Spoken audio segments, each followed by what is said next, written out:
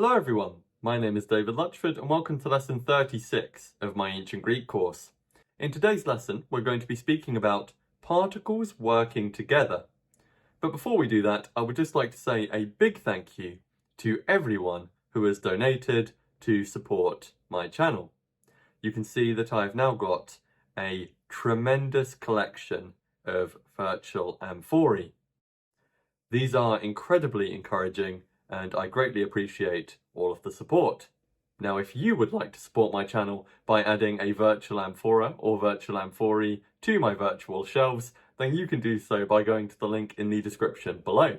But there's something else that I would also encourage you to do, ladies and gentlemen, and that is to like, to subscribe, and to comment, okay? If you enjoy my videos, please do like this video to show that.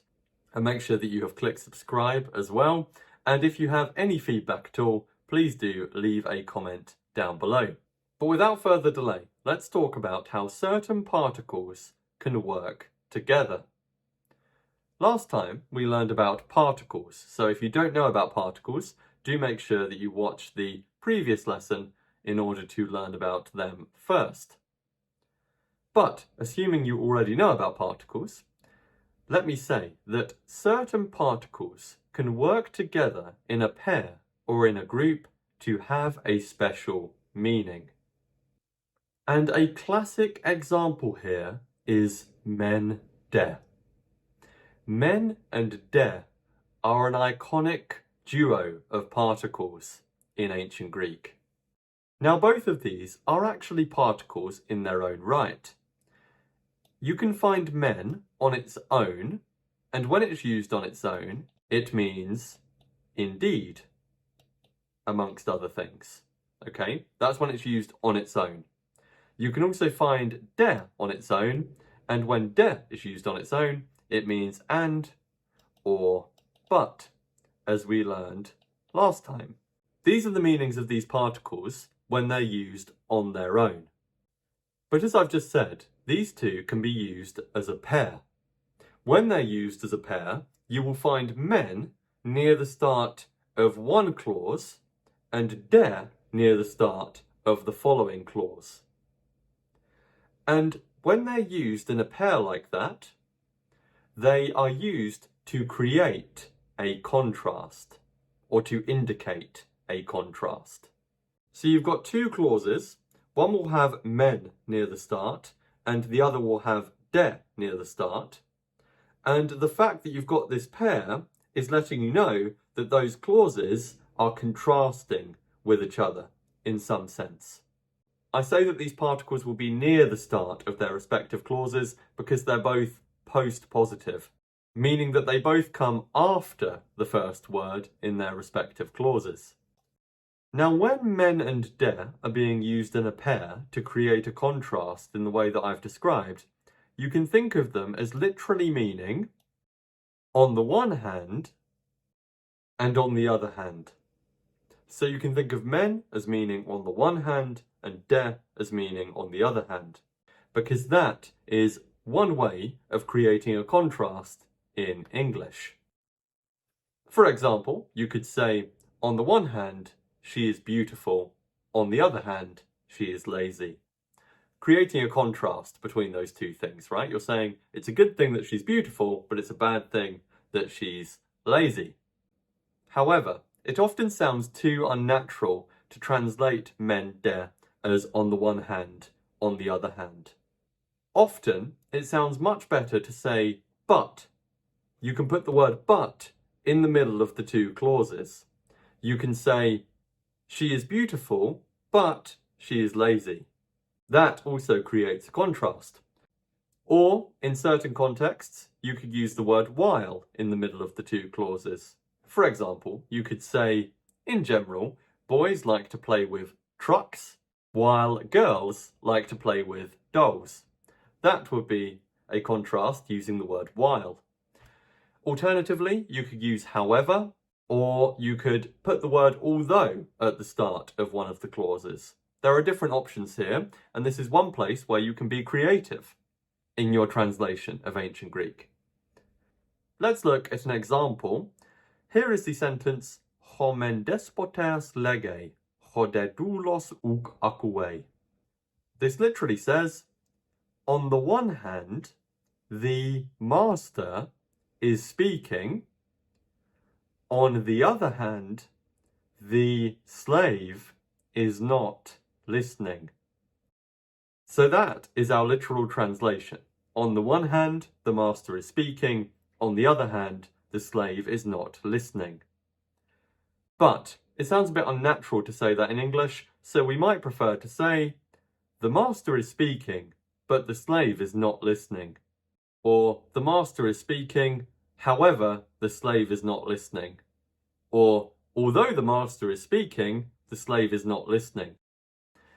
There's different ways of creating a contrast like that in English. But men and de working together as a pair indicate a contrast, which most of the time you should be able to reflect in English. Sometimes, though, I should say, the Greeks use men de to indicate a very subtle contrast. And when they do that, it's quite difficult to render it in English, and sometimes you just need to say and to connect the two clauses. Even though that doesn't indicate a contrast, sometimes the contrast is so subtle that it's more appropriate just to say and rather than to try and create a contrast with some word that indicates a contrast, like but or however. Let's look at another example. Here is the sentence, Hoi men andres ek bainusin, chai der gunaikes menusin. This says literally, on the one hand, the men are going out. On the other hand, the women are staying. But it sounds a bit clunky to say that, so we might want to say, the men are going out while the women are staying. I think that sounds a lot nicer than the literal translation, but the literal translation of on the one hand, on the other hand, does get you to think about that contrast and to bear it in mind when you're translating the sentence. So I think it's a good thing to think of at first. Let's look at another example. Here we have the sentence Echo menturon echeis der botrun. On the one hand, I have cheese. On the other hand, you have a bunch of grapes. So instead of saying on the one hand and on the other hand here, we could say I have cheese, but you have a bunch of grapes. Or you could say I have cheese while you have a bunch of grapes. Or although I have cheese, you have a bunch of grapes. There's different ways of making the contrast, but men de indicates a contrast. And here is an illustration of that sentence. Echo menduron echeis der botrun. I have cheese, but you have a bunch of grapes. And I should say, you could say, I am holding cheese while you are holding a bunch of grapes, because echo can be either have or hold. So you could translate it using the word hold rather than have. Now, there's something else I need to tell you about men and de, and that is that the men de construction can be extended to make a list. So, if you see men, de, etc., then you are dealing with a list.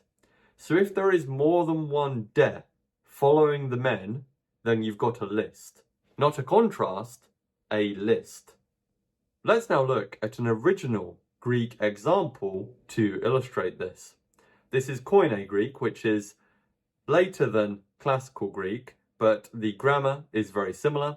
It is in fact a simpler version of classical Greek. Now we're going to be looking at Ephesians 4:11. Ephesians is the Apostle Paul's letter to the church in Ephesus. It's named Ephesians after the name of the group of people in Ephesus, the Ephesians.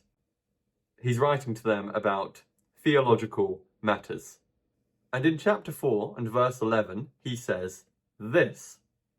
Now, I don't expect you to know the vocab here, or the grammar in fact, because we haven't covered all of the grammar to be able to translate the verb in this sentence, but I'm using it just to illustrate the point that men, der, and so forth can be used to make a list. So this says, Kai autos edorken tous men apostolus, tous de propetas, tous de evangelistas, tous de poimenas kai didaskalus. And now, with regard to the translation, kai means and, autos is a word we haven't met yet, and here it means himself. Edorken is a form of didormi, the verb to give, but it's a form we haven't learned about yet. It's in what we call the aorist tense, and it's translated as a simple past tense in English. And here it's in the third person singular. It's in the he, she, or it form. We know that from the ending, but we'll look at the aorist tense in the future. But so far we've got, and he himself gave, and here it's speaking about Christ. And he himself gave, and then we have a series of accusative nouns. In fact, they're in the accusative plural, the masculine accusative plural, which we can tell from the definite article in all of these instances apart from the last, where we have to tell just from the ending alone. But we therefore know that all of these things are the things that he gave us, because they're in the accusative. They're the direct object of the giving. So we've got, and he himself gave, and you may be able to guess the meanings of some of these nouns by transliterating them. Tous apostolus, the apostles, tous propetas, the prophets, tous evangelistas, the evangelists, literally the announcers of good news, because angelo means to announce, it's related to angelos, meaning messenger, and eu in Greek means well or good. So an evangelistes is a person who reports good news, a reporter of good news, you could say, or an announcer of good news. And it's where we get the word evangelist from. So the evangelists, tous poimenas, this is a less predictable one. Poimen is a 3a noun meaning shepherd or pastor. So tous poimenas are the shepherds or the pastors, and didaskalus, teachers. So we have a list here, men, der, and then we have a kai as well, of direct objects. You can see men, der is being used to create a list of the things which Christ gave us. So overall, we would translate this as, and he himself gave the apostles, the prophets, the evangelists, and the shepherds and teachers. And you can see that this Greek has accents on it because it's from an original Greek text. I did say that the Greek will be accented if we're looking at an original Greek text, because when you're reading real Greek, it will have accents on. But as you can see, we just translated this sentence without paying any attention to the accents. And that is in accordance with what I've said about accents, namely that there's only a few instances where it's actually useful for translation to know something about accents. And I'm telling you about those in my course. But otherwise, we don't need to learn accents if we just want to be able to translate Greek successfully. Let's now talk about some other pairs or groups of particles that work together to have a special meaning, distinct from their ordinary meaning. The first here is tekai. Tekai is used to mean both something and something. And te and kai will be next to each other in Greek. They'll be together. You will have tekai. Te is a particle that can be found on its own, I should say, and it's used as a weak connective, like kai, but weaker. And kai is a stronger connective. We know that it can mean and, it can also mean also, even, or actually. Anyway, te kai together means both and. And in particular, it means both the thing that's before te and the thing that's after kai. That's the way it works. So to show you an example, here we have the sentence Andras te kai gunaikas en toi orei horror. This means I see both men and women on the hill or on the mountain. I see both men and women on the hill. You can see we've got te kai, meaning both and. The thing that you put following both is the thing that's before te, and the thing that you put following and is the thing that's after kai. Whereas you can also have the pair of particles kai kai, meaning both and. And here they are in the position that their English equivalents are in, because the first kai will go before one thing and the second kai will go before another thing, as it does in English with both and. For example, this says ho didaskalos kai tous neaneas kai tous gerontas didaske, meaning the teacher, didaske, teaches, the first kai, both the young men, second kai, and the old men. But we might instead say the teacher teaches both young men and old men in our translation without the word the before those groups, because in Greek the definite article can be used to indicate a class, that is, a group of people generally conceived. And there in English we don't say the, we just say the noun when we're referring to a group. We wouldn't say the women to refer to women in general, we would just say women. Likewise with men. If you're saying the men, it's about a particular group. But if you want to speak about men in general, you would just say men. Whereas the Greeks often use the definite article to indicate a class. So we could say the teacher teaches both young men and old men. So kai, kai there are meaning both and. Now I've got one more group of particles for you, and that is kai der kai, meaning and moreover, or and what's more.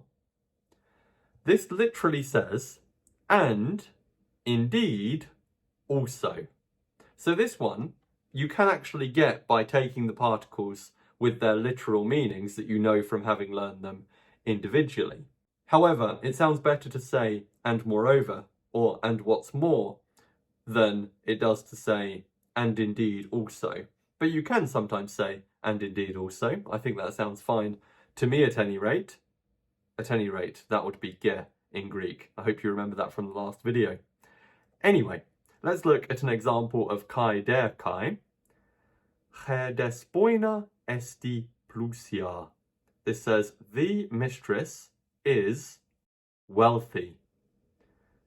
We haven't met this word yet. We haven't done adjectives, so don't worry that you didn't recognize that. Okay, it's fine.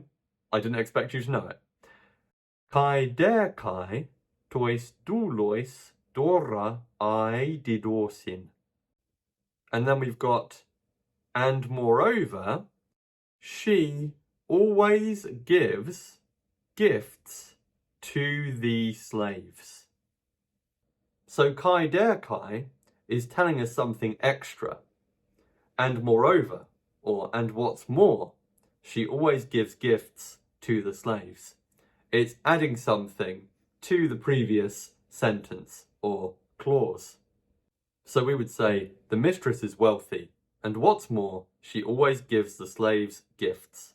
Or you could say, she always gives gifts to the slaves.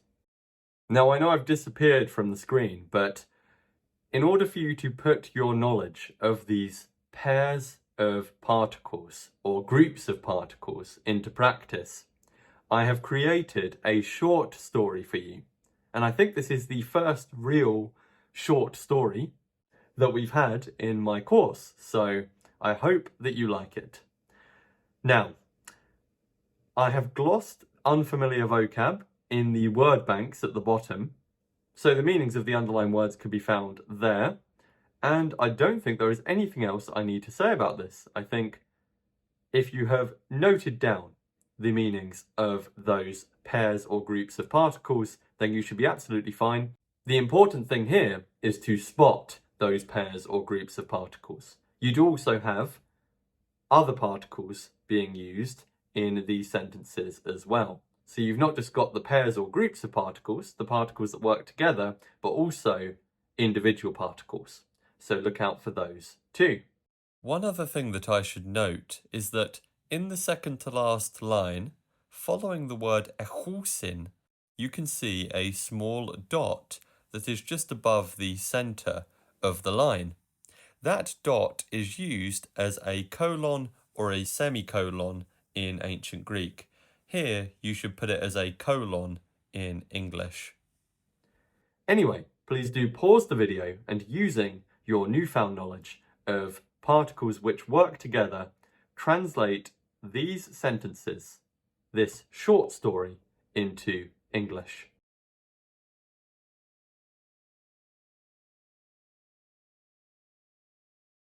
Okay, to go through how you ought to have translated this story, you should have written something like the following. The man loves the woman, but the woman does not love the man. But one day, the man flatters the woman and brings her gifts. And what's more, he makes a poem for the woman. So the woman both loves and marries the man. The man and the woman now live together. They even have 3 children, Alexander, Euthydemus, and Melissa. Now, I'm not going to go into too much detail with regard to the grammar, because otherwise this will take a while. But to summarise why we translated it in this way for each sentence, starting with the first. In the first sentence, we had men and der. So that sentence is consisting of 2 clauses, and there is a contrast between those 2 clauses, which we could have literally indicated using on the one hand and on the other hand, but we would more naturally indicate using a word like but, however, although, etc. So literally we had, on the one hand, the man loves the woman. On the other hand, the woman does not love the man. This is all in the present tense, so this story is being told in the present tense, which might sound unnatural, but it's all we have right now, okay, until we learn the other tenses. Anyway, that's the literal translation of that first sentence, but we could have more naturally said something like, the man loves the woman, but the woman does not love the man. Then we're told, Allah poter. Allah means but, and poter was in the word bank, and it means one day. But one day,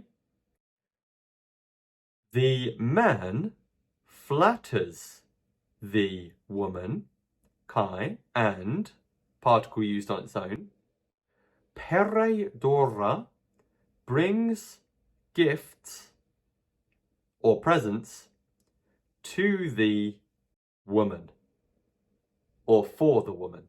So we could say brings the woman gifts, or brings the woman presents.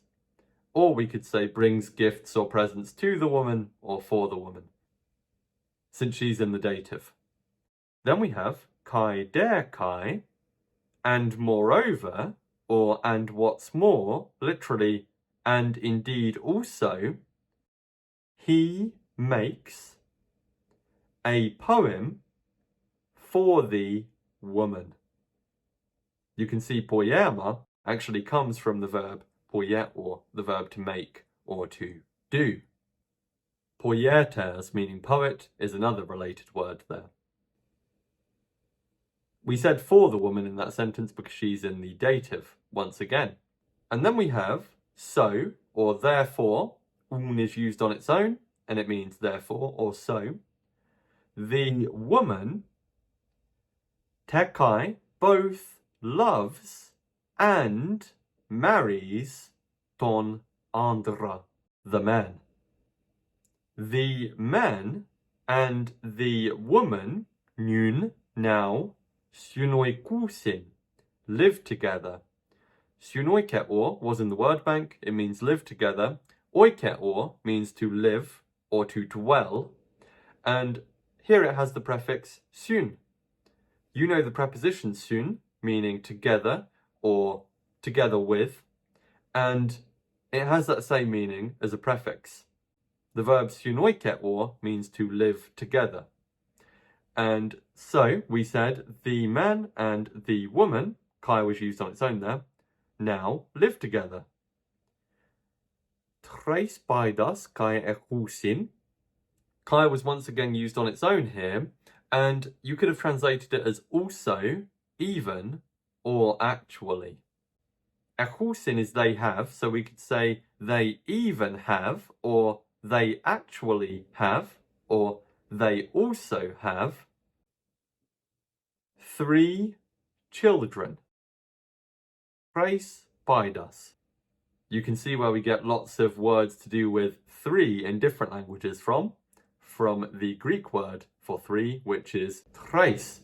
It does change its endings, but here it is coincidentally looking the same as it does in the nominative. Anyway, they even, or also, or actually, have 3 children. Ton men Alexandron, ton de Euthydeamon, ten de Melissan. Here we have men, de. We have men de being extended with subsequent des to create a list. And it's the list of the children's names. They're in the accusative because they are the things that are had by the parents. It's still being governed by this verb ekusin. The list, I mean. The things in the list are in the accusative because they're the things that the parents have. So, we've just got a list of names here. We've got ton Alexandron, Alexander, ton Euthydeamon, Euthydemus, ten Melissan, and Melissa. Those are their 3 children. So I hope that clears up why we translated it in that way. You should have got something like the translation on the screen, but there was room for you to be creative here, which is one of the great things about translating Greek, that you have room to be creative and original. And before we go on to the summary, here is an image of ho aner kai hergune kai hoi baides, the man and the woman and the children. And you can see here actually, ladies and gentlemen, that you can make a list just by putting kai in between the things in the list. And the Greeks actually do that quite a lot. They will list 3 or 4 things and they will put kai in between them all. You'll have A, kai B, kai C, kai D. And in English, you can't translate it as A and B and C and D. You need to put commas in the place of the first 2 ands. A, B, C, and D. So here, we'll probably say the man, the woman, and the children.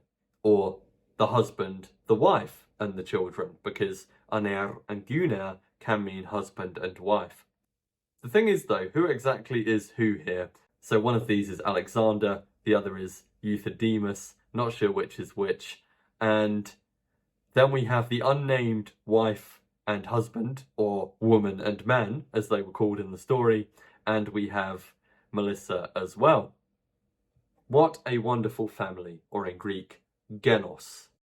Anyway, let's now summarise our learning for lesson 36. In today's lesson, we've learned that certain particles can work together in a pair or group to have a special meaning. And in particular, we learned about the following particle pairs or groups: kai der kai, men de, etc., and te kai. We also learned a new noun, poema, meaning poem. And in addition, we learned 3 new verbs: gameor, meaning marry. Gameor gives us the word monogamy in English. Monogamy is marriage with one person, whereas polygamy is marriage with multiple people, and that comes from gameor, meaning marry, and the cognate noun gamos, meaning marriage, and the word polus, which means many or much. Now, with regard to this verb gameor, I just want to note that I did slightly misuse it in the short story, in that in classical Greek, gameor in the active voice is used when a man is marrying a woman. So it wouldn't be used in the active voice for a woman marrying a man. There, a different grammatical form would be used, in particular, a different voice of the verb. But since we haven't met that yet, I used the active voice, even though it wouldn't be used for a female subject in classical Greek. So do be aware that if you see it in the active voice in classical Greek, it will be a man marrying a woman. Not, as we had in the story, a woman marrying a man. And we also learned the verb kolakeuo, meaning to flatter, and sunoikeor, meaning to live together. And finally, we also met 2 new prefixes, namely ek and syun. Ek means out, or utterly or completely. The meaning out is similar to the meanings of the preposition ek, while utterly and completely are unique to the prefix. Now, with regard to syun, syun as a prefix means together or with, and those meanings are very similar to those that the preposition syun has. But for now, I need to say thank you very much for watching the video. I have put an ancient Greek frog and an ancient Greek toad on the screen to brighten your day, but also to do some final practice with what we've learned about in this lesson. Because if we caption this image, we might say, hoi men batra hoi leon derma echusin, haide prunai trachu derma.